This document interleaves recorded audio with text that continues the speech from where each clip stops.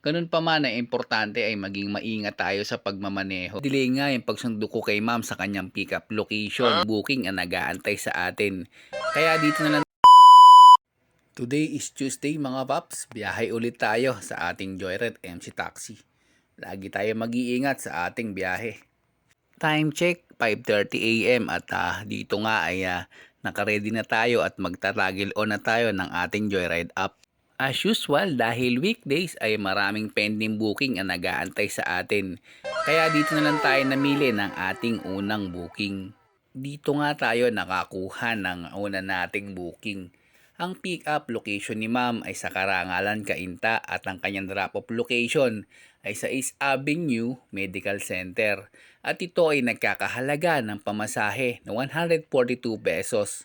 Medyo na-delay nga yung pagsundo ko kay ma'am sa kanyang pick-up location dahil saktong-sakto pagpasok ng kanyang booking ay nag-expire yung load na aking ginagamit na SIM card. Kaya naman minessage ko si ma'am at ipinaliwanag ko sa kanya yung nangyari. Pagdating ko sa pick-up location ni ma'am ay sabi niya sa akin kailangan niya makarating ng 6 AM sa East Avenue Medical Center dahil yun yung oras ng kanyang pasok.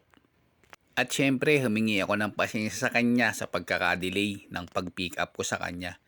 At yun nga, pagsabi niya na medyo kailangan ng 6 AM ay makarating siya sa kanyang drop-off location, ay ayun, sinagad na natin sa 40 ang ating takbo.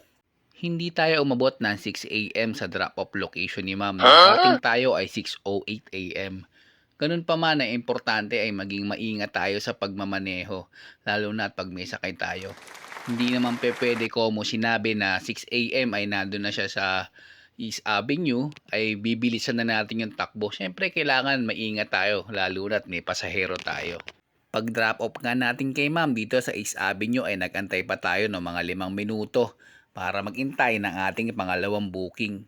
Ngunit at wala nga pumasok sa atin na booking kaya gumapang ulit tayo. Alam niyo naman pag medyo malapit na dito sa Cubao ay dito na ako pumupunta sa bandang gateway sa ating tambayan. 20 minuto tayo nag-antay sa gateway para makakuha ng ating pangalawang booking. At napasukan naman tayo. Ang kanyang pick-up location ay sa Cybersparks 2 at ang kanyang drop-off location naman ay sa Marikina along sa P. Oliveros at saktong-sakto pauwi sa atin dito sa Cainta. At ang pamasahe nga nito ay nagkakahalaga ng 145 pesos. Pagdating nga natin sa drop-off ay ginawa ng 150 ni ma'am ang kanyang pamasahe. Ganon din yung una natin booking, ginawa na rin 150 ang kanyang pamasahe. Salamat ma'am sa mga tip na inyong binigay. Medyo na traffic lang tayo dito sa bandang Katipunan at saka sa bandang Marikina. At safe naman natin na ihatid ang ating mga pasahero.